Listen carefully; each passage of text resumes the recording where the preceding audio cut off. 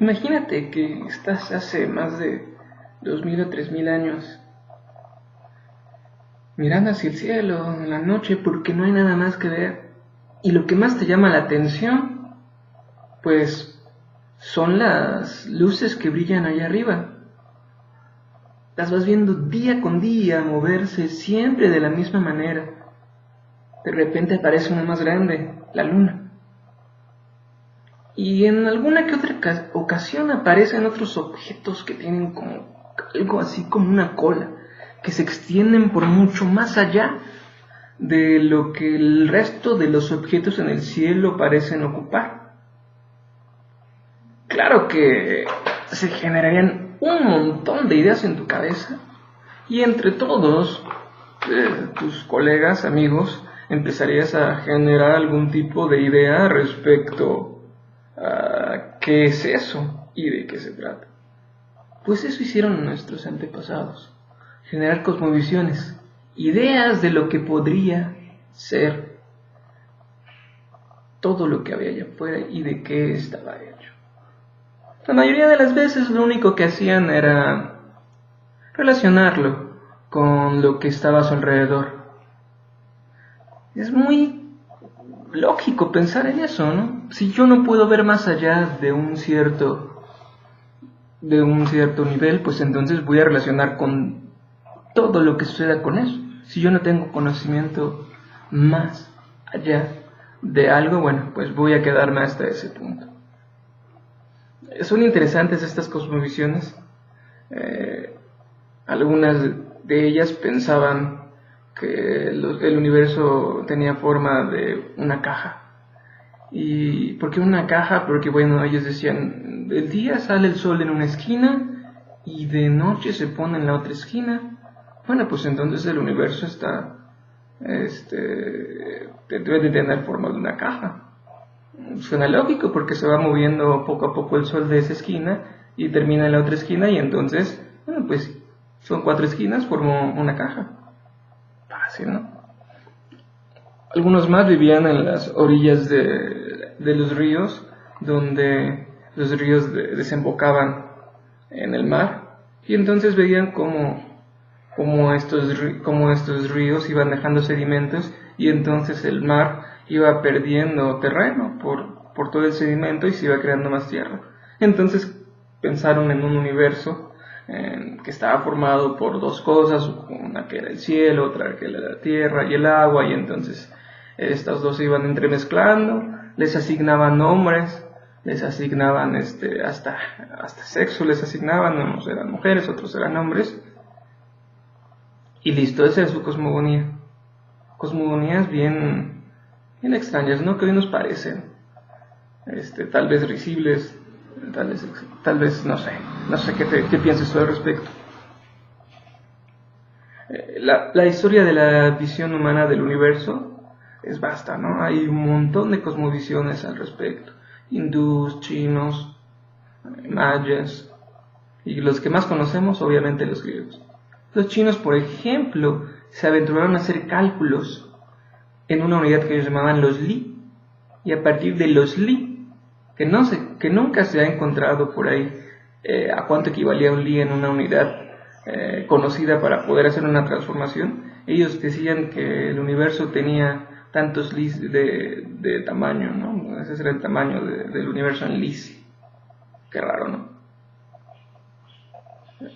Y después hicieron modificaciones, dijeron, no, que el cálculo en lis estaba, vamos a hacerlo, y entonces cambiaron, hicieron más grande el universo, ya valía más li, y bueno, interesante, ¿no? Por ahí también, seguro has escuchado alguna vez del yin y el yang, pues también tenía que ver con una cosmovisión del mundo. El yin y el yang representaban el movimiento el movimiento y el estado de reposo, y entonces nos hablaban de que el universo estaba compuesto de estas cosas, de las que se estaban moviendo y de las que no se estaban moviendo, y entonces les daban características a cada uno, y entonces esa era otra cosmovisión. ¿Qué cosmovisión hubieras inventado tú? ¿O qué cosmovisión inventarías tú hoy, de acuerdo a lo que conoces? Sin pensar más allá de lo que vamos a ir aprendiendo en este curso de astronomía, o de lo que has aprendido a lo largo de tu vida leyendo. Imagínate que no tuvieras nada de ese conocimiento. Está interesante pensar al respecto. Pero de los griegos es de quienes tenemos muchísimas más ideas, muchísimo más del conocimiento que ha perdurado gracias a los árabes que tradujeron muchas de las obras de estos antiguos pensadores a su idioma. Es una moto. A su idioma, y entonces gracias a ellos se conservan los textos, ¿no? Es importantísimo recalcar que los griegos empezaron a observar y a tratar de dar explicaciones un poco más detalladas, y entonces ellos fueron los primeros que nos dijeron que el universo se componía de distintas cosas: estrellas, el sol, la luna, los planetas. Y nos empezaron a dar sus cosmovisiones al respecto de que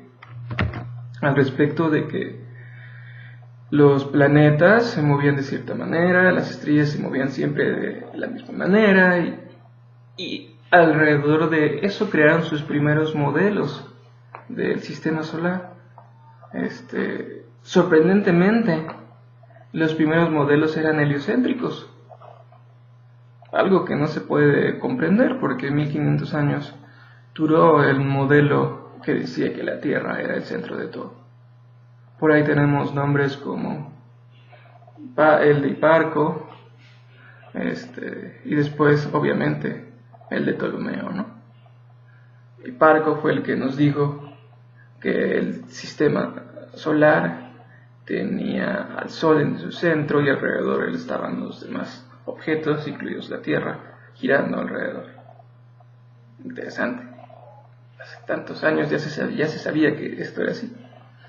Ptolomeo llegó después y explicó de mejor manera los movimientos de los planetas a más detalle, porque el modelo heliocéntrico de Hiparco simplemente fue postulado, pero no se tiene registros de cómo llegó a esa conclusión ni algún tipo de cálculo. Bueno, entonces pues solo estaba en palabras, por decirlo de alguna manera. Ptolomeo llegó a dar una explicación muchísimo más detallada, con esquemas, etcétera, etcétera, y entonces el modelo de Ptolomeo convenció tanto a la iglesia como a los poderes de aquellos entonces, y fue adoptado como el modelo aceptado.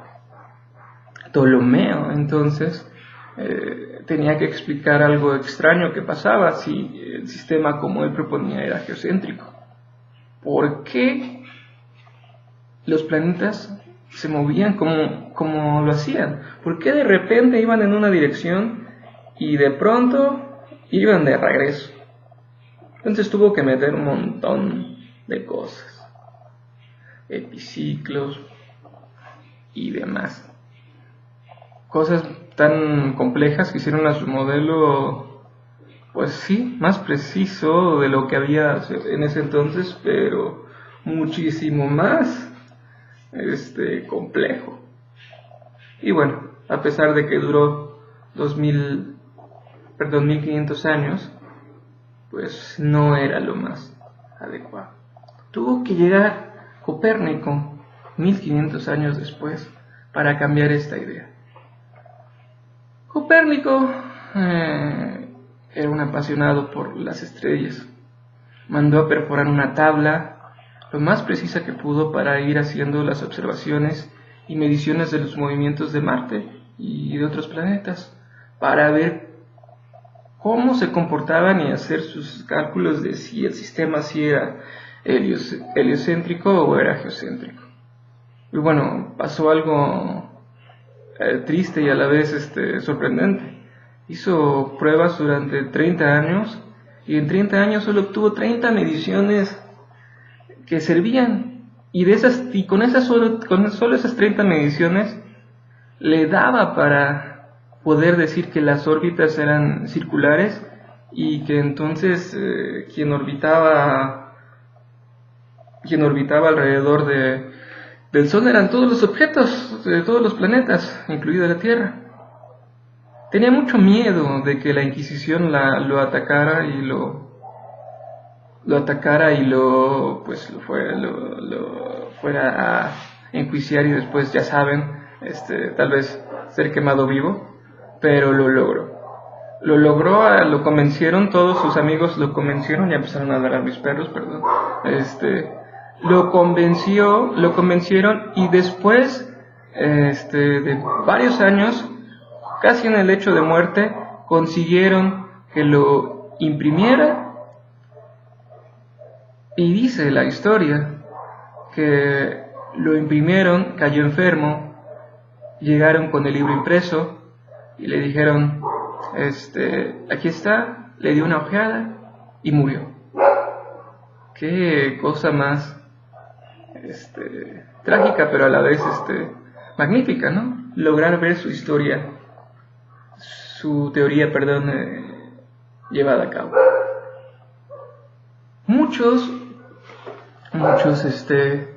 dicen que aparte por sus buenas relaciones con la iglesia no le hubieran hecho nada, y de hecho la iglesia como que sí dijo, bueno, pues el modelo de Copérnico no está tan mal, y lo empezaron a aceptar. Por esas fechas, después de la muerte de Copérnico, no sé cuántos años después, surgió Tycho Brahe, un danés con una historia súper peculiar. Mis perros están ladrando mucho. Seguramente tendré que cortar esto.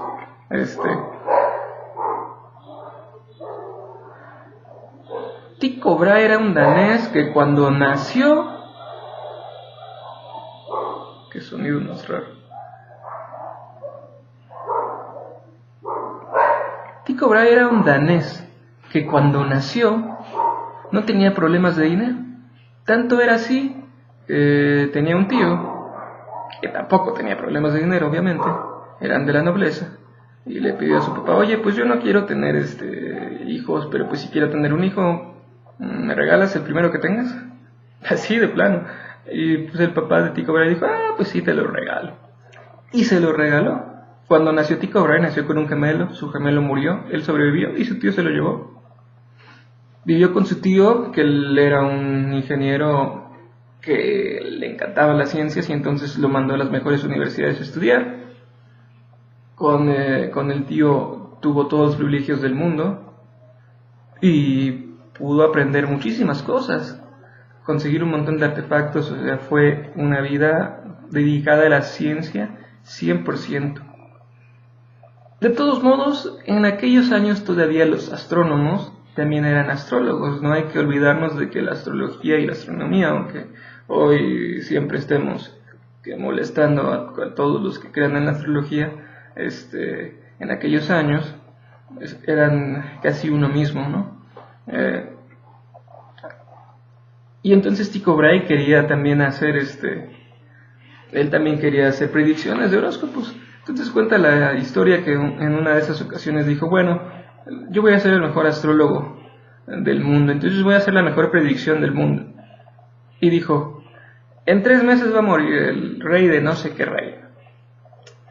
Y entonces todos empezaron a reír de él y dijo, vaya predicción, mejor astrólogo del mundo, ese rey murió hace 3 meses. Tycho Brahe se enojó, se empezaron a burlar de él cada vez más y más y más y más y más, hasta que de pronto, en una de esas, se enojó. Ya sabes, cuando te chocas, se enojó, y entonces lo que hicieron fue lo siguiente: se retaron a duelo. Empezaron en el duelo y Tycho Brahe corrió con tan mala suerte que le terminaron cortando la nariz. La nariz, pues sin nariz no iba a pasar mucho, tuvieron que amputarle todos los restos de hueso y demás que habían quedado por el corte. Estuvo varios días tratando de no morirse por la infección, y lo consiguió. Pero bueno, no iba a tener nariz, pero bueno, era un noble. Entonces, ¿qué hizo? ¿Qué haces si eres noble, tienes mucho dinero y vives en el siglo XVI? No, XVII ya. Pues te mandas a hacer una nariz postiza. Pero pues no había en ese tiempo nada de lo que hay hoy para hacer prótesis que se parezcan a la piel o que sean ligeras. Entonces Pues ¿de qué te la mandas a hacer? Pues de joyería. ¿Y pues de qué? Pues de oro y plata. Y se mandó a hacer su nariz de oro y plata. Una nariz súper pesada. La usaba para andar en sus eventos de sociedad, de nobleza. Y así vivió toda su vida. Dicen que tenía otra nariz de cobre porque era más ligera, y esa sí la ocupaba más seguido porque pues esa no la lastimaba. Obviamente se maquillaba y llevaba un ungüento para cuando le daba comezón, pues se lo ponía para que aliviar esas resequedades y demás. Pero Tycho Brahe era un amante de la astronomía. Su tío, de repente, cuando él tenía 24 años, estaba con el rey de Dinamarca. El rey de Dinamarca no sabía nadar. De repente iban en el caballo se alebresta y lo tira hacia el río. Un río helado en Dinamarca. Entonces, el tío, tan buen, noble y cortesano, fue atrás del rey, lo sacó del río porque no sabía nadar, de las aguas heladas, y lo rescató. Pero, ¿qué creen? Pues el tío se muere. El tío se muere a la semana porque le da neumonía. El rey sobrevive.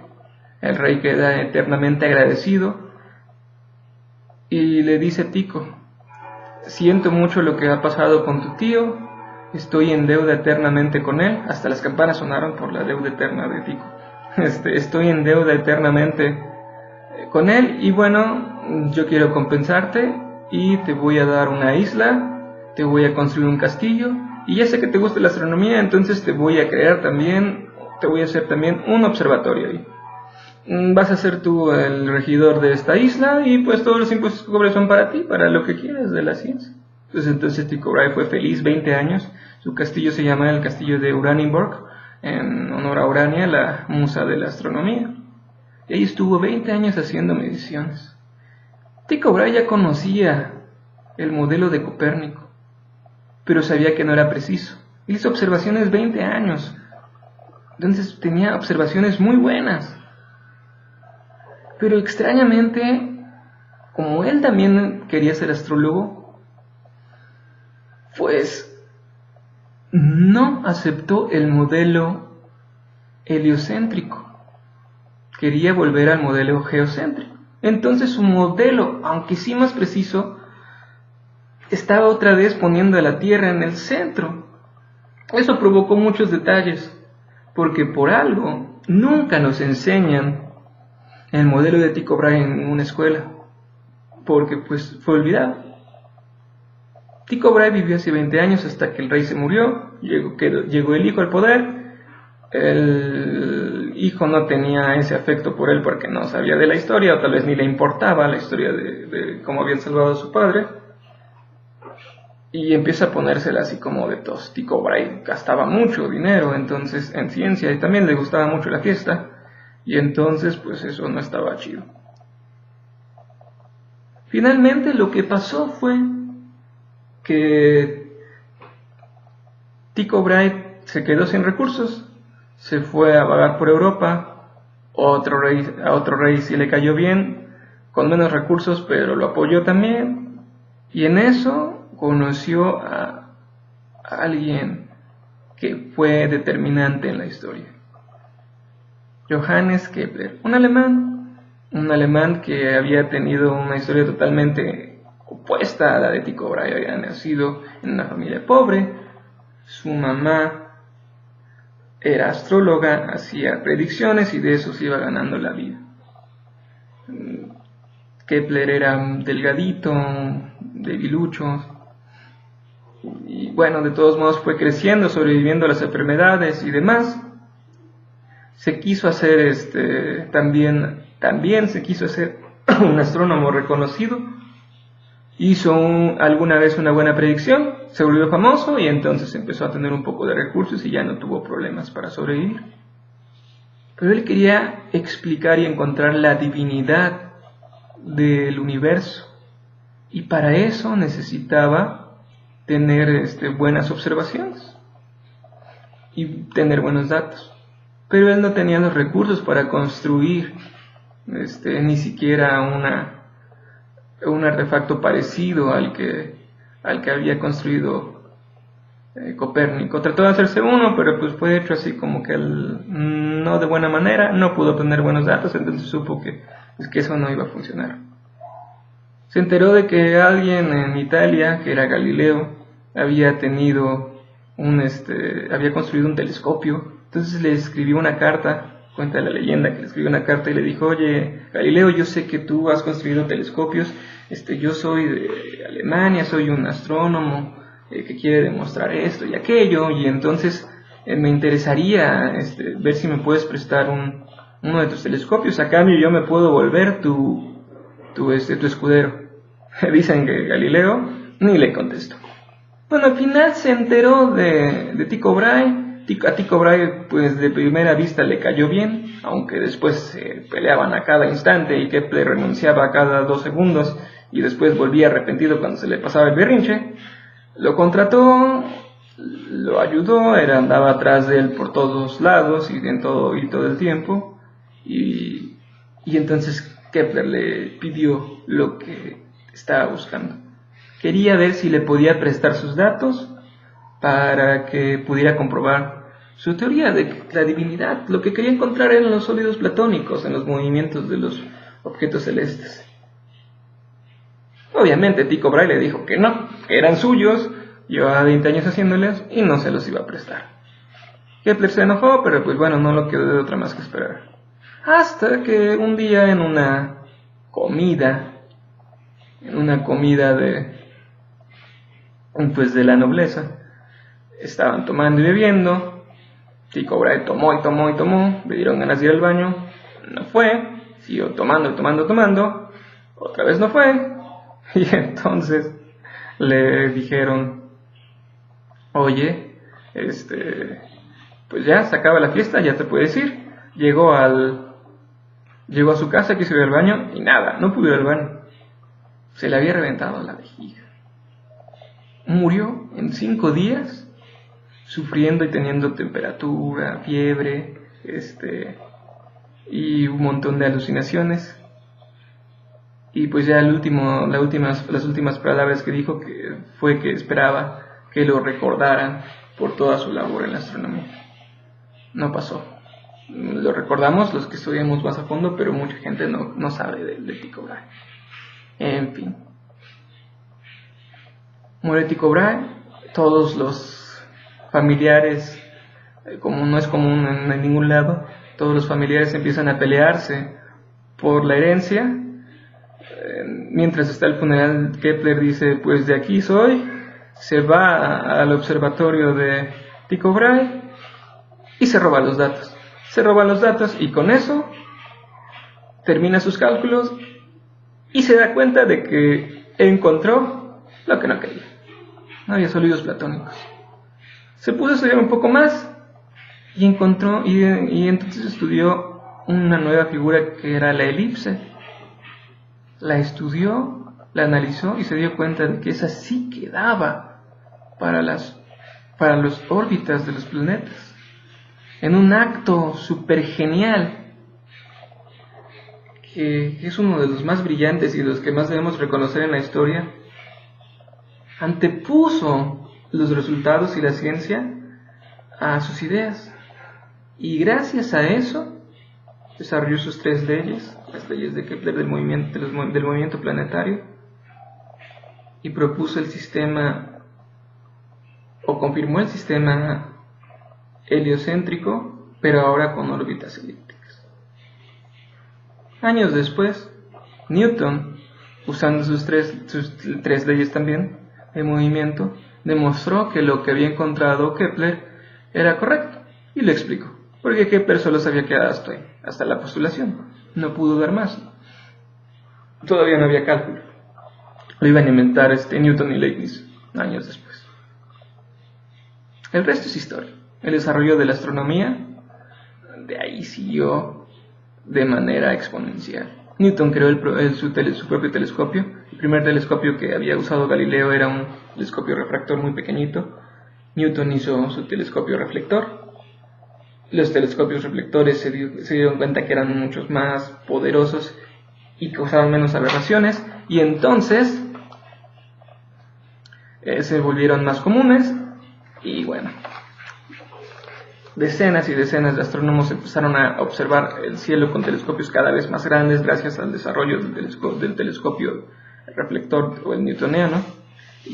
Y entonces, gracias a eso, se desarrolló la astronomía, se descubrieron objetos muchísimo más lejanos, muy extraños, que parecían como nubes, las nebulosas. Y así siguió el desarrollo de la astronomía hasta el siglo XX, cuando con telescopios todavía más potentes y mediciones muchísimo más precisas, Hubble se dio cuenta de que esas nebulosas que ya estaban catalogadas, que eran más de 110, que quien las había ya catalogado, Charles Messier,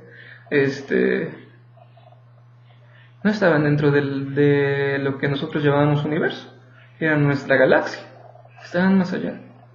Y que en sí esas cosas parecían ser como que otros universos islas.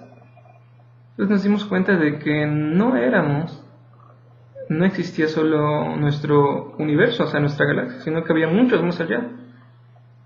Nos dimos cuenta, expandimos en la década de los 20 del año pasado, del siglo pasado, que no éramos lo único que existía, sino que había miles de objetos, o millones y millones después de más observaciones de objetos más allá. Más adelante, en los siguientes videos, hablaremos más a fondo de toda la astronomía del siglo XX. Pero este fue un repaso corto a la historia de la astronomía. Sigue pendiente de nuestros siguientes videos y no olvides, usa la neurona. Nos vemos.